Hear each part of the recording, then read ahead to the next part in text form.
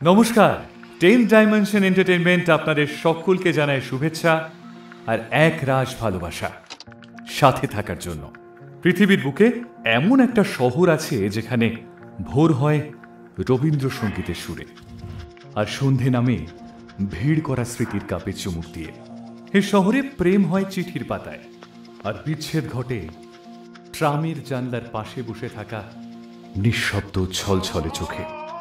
এই শহরে যে মানুষটা হঠাৎই অচেনা থেকে চেনা হয়ে যায় রবীন্দ্র সদনে, একদিন আবার হারিয়েও যায় সে বড়দিনের পার্ক স্ট্রিটে চিরদিনের মতো। এই শহর যেমন খিলখিলিয়ে হেসে ওঠে কফি হাউসের টেবিলে, আবার কখনো ফুঁপিয়ে কেঁদেও ওঠে কুমোরটুলির ঘাটে নিঃশব্দে নীরবে। তাই এই শহরের নাম কলকাতা, দ্য সিটি অফ জয়।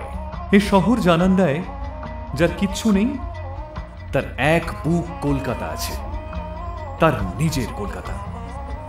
যেমন রোদে পোড়া পথিককে আশ্রয় দেয় অনন্তকাল ধরে দাঁড়িয়ে থাকা বটবৃক্ষ, ঠিক তেমনই কলকাতা দাঁড়িয়ে থাকে ভেঙে যাওয়া বিশ্বাস আর স্বপ্নগুলোর মাথার উপর ছায়া ফেলে। কারণ তাদেরও প্রত্যেকেরই অনেকগুলো জমাট বাঁধা গল্প রয়েছে, বলতে চায় ওরা চিৎকার করে। তাই তাদেরই গল্পগুলোকে মানুষের কাছে পৌঁছে দেওয়ার জন্য এই কলকাতার বুকেই জন্ম নিল আর এক স্বপ্ন, 10th ডাইমেনশন এন্টারটেইনমেন্ট, যারা শুধু গল্প বলে না, গল্পকে ছুঁতে চায়, ছোঁয়াতে চায়। তৈরি হলো কিছুটা খেলার ছলে আমাদের প্রথম স্বল্প দৈর্ঘ্যের চিত্রায়িত ভাষ্য তিলোত্তমার গল্প, যা মানুষের সামনে তুলে ধরল কলকাতার অন্তরাত্মার কথা।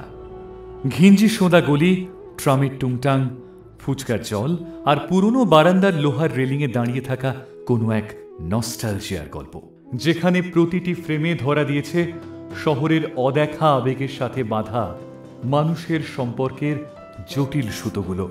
এই ছবির মাধ্যমে আমরা জানান দিলাম যে কলকাতা শুধু একটা শহরই নয়, এ এক অনুভূতির নাম। পশ্চিমবঙ্গের বিভিন্ন প্রান্তের দর্শকের ভূয়সী প্রশংসা কুড়োয় আমাদের এই প্রথম প্রয়াস, যে কাজে আমাদের সাহায্য করেছিলেন এস উদ্দিন এবং তার টিম। তারপর আমাদের দ্বিতীয় নিবেদন আরও একটি স্বল্প দৈর্ঘ্যের ছবি, কালীকথা কলিকাতা। এই ছবিতে উঠে আসে দেবী কালীর সাথে কলকাতার আদি অকৃত্রিম সংযোগ। কারণ এখনো অনেকেই মনে করেন যে কলিকাতা শব্দটা এসেছে কালী থেকেই। গল্পের প্রেক্ষাপটটি ছিল ভীষণই সরল এবং সাবলীল, অথচ কলকাতার আর 5টা দিনলিপির থেকে একেবারে আলাদা। এক বিদেশিনী যে কলকাতায় এসেছিল মূলত তার পূর্বপুরুষের সন্ধানে, সে এখানে এসে পেয়ে গেল এক ট্যাক্সি চালকের বন্ধুত্ব। সেই ট্যাক্সি চালকের চোখ দিয়ে এই শহরটাকে দেখতে শিখল সে, জানতে পারল যে কলকাতার শহরটা কেবল ইট বালি সিমেন্টের শহর নয়। কলকাতা একটা বোধ, একটা নেপথ্যে বলা সংলাপ, একটা অমর পরম্পরা। 2024-এর কলকাতা ইন্ডিয়ান ফিল্ম ফেস্টিভ্যালে আমাদের এই ছবি কুড়োলো দর্শকদের নির্ভেজাল ভালোবাসা। ঠিক এই সময়েই মুক্তি পেয়েছিল আমাদের বানানো আরেকটি মর্মস্পর্শী গল্প, 1947 অন্য গানের ভোর। উত্তর কলকাতার পুরনো বাড়িগুলোর এক করুণ গাথা। সেখানে সেরিব্রাল পালসিতে আক্রান্ত এক সন্তানের বাবা, যার একমাত্র অবলম্বন তার বহু বছরের পুরনো গ্রামোফোন মেরামতের দোকান। সেই দোকানটিকে ঘিরে রয়েছে দালালদের শকুনের মতো লোলুপ দৃষ্টি। আশ্রয় বলতে কিশোরী কন্যার লড়াই আর জেদ শুধু। এই ছবিটিতে আমরা চেষ্টা করেছিলাম এটাই বলবার, যুদ্ধে জিতে যাওয়াটাই বীরত্বের একমাত্র পরিচয় নয়, যুদ্ধ করে প্রতিদিন টিকে থাকাতেও লুকিয়ে রয়েছে এক অসীম বীরত্ব।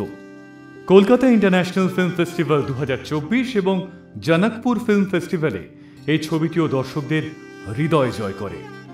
দক্ষ ফিল্ম ক্রিটিকদের চোখে আলাদা করে ধরা পড়ে ছবিটির মাত্রা। এরপর এলো আমাদের এক সুরেলা নিবেদন, আবাহন। গত বছর দুর্গাপুজোর সময় ইউটিউবে রিলিজ হওয়া এই মিউজিক ভিডিওটি যেন বাঙালির আবেগের আরতি। আলো আর অন্ধকারের দ্বন্দ্বে জীবন যখন ক্লান্ত, তখন এই গানটি যেন ডাকে, মা এসো।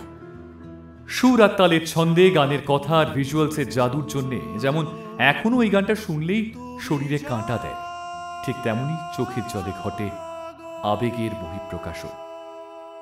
তারপর এবছর আমাদের সবচেয়ে বড় সৃষ্টি মৃগয়া দ্য হান্ট, যা সত্যি সত্যি বদলে দিল বাংলা সিনেমার চেনা আঙ্গিককে। বাংলা চলচ্চিত্রের সেই ঘরানা আবার ফিরে পেল উঠে দাঁড়ানোর মনোবল, ঘুরে দাঁড়ানোর সাহস। আর হিম করা এক সত্য ঘটনার উপর ভিত্তি করে তৈরি এই ছবিতে প্রকাশ পায় 4 জন নির্ভীক পুলিশ অফিসারের অসম্ভব একটা অভিযানের গল্প। কলকাতা থেকে উত্তরপ্রদেশে 13 দিনের এক গোপন অভিযান। এই ছবিতে আমরা দর্শকদের কাছে তুলে ধরার চেষ্টা করি যে পুলিশের ইউনিফর্মের আড়ালে লুকিয়ে রয়েছে বহু বীরগাথার অস্তিত্ব। আর বীরগাথার আরেক পরিচয়ক হল নারীর প্রতি সম্মান প্রদর্শন। এই ছবির পরতে পরতে সেই ইঙ্গিত পরিস্ফুট। আমাদের এই ছবি মৃগয়া দ্য হান্ট শুধু যে বাণিজ্যিক সাফল্যের দিকে এগিয়ে চলেছে তা কিন্তু নয়, সাথে পেয়েছে গ্যালারিতে 8 থেকে 80 উচ্ছ্বাস আর স্ট্যান্ডিং ওভেশন। আমরা আপ্রাণ চেষ্টা করেছিলাম যে মানুষ আবার ফিরুক সিনেমা হলে, হই হই করে উপভোগ করুক বাংলা ছবি। সেই চেষ্টায় আজ আমরা অনেকটাই সফল।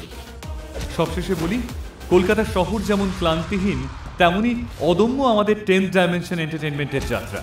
প্রতিটা ফ্রেমে, প্রতিটা গানে, প্রতিটা গল্পে আমরা বুনে চলেছি নতুন নতুন ফেয়ারি টেলস। মৃগয়া সৃষ্টির ফাঁকেই আমরা তৈরি করে ফেলি এক স্বল্প দৈর্ঘ্যের নির্বাক চলচ্চিত্র শিবা, যা জয়গান গাইবে সমাজের সেই শ্রেণীর যারা হয়তো আপাত দৃষ্টিতে পাতাল লোকের বাসিন্দা। তাদের স্বপ্ন আর বাঁচার লড়াই আমরা পর্দায় দেখাবো কিছুদিনের মধ্যেই। যাই হোক, আজ মৃগয়া দ্য হান্টের সাকসেস পার্টি বা আমাদের এই গেট টুগেদারে আপনাদের সাক্ষী রেখে আমরা ঘোষণা করতে চলেছি আমাদের পরবর্তী পূর্ণ দৈর্ঘ্যের নিবেদন, যার কাজ আমরা শুরু করছি শীঘ্রই। যে ভালোবাসা, যে স্বপ্ন, যে অঙ্গীকার আর যে বেঁচে থাকার অদম্য স্পৃহার কথা এতক্ষণ বললাম, তারই প্রতিফলন ঘটবে আমাদের মহানগরের রূপকথায়। So let's welcome the basic poster of মহানগরের রূপকথা। সেকালেতে মশগুলে কালের খুশি থাকা, মহানগরের রূপকথা, মহানগরের রূপকথা, আলো আধারের কলকাতা, রূপকথা কলকাতা। মহানগরের রূপকথা, মহানগরের রূপকথা, আলো আধারের কলকাতা, রূপকথা কলকাতা। মহানগরের রূপকথা, মহানগরের রূপকথা, আলো আধারের কলকাতা, রূপকথা কলকাতা।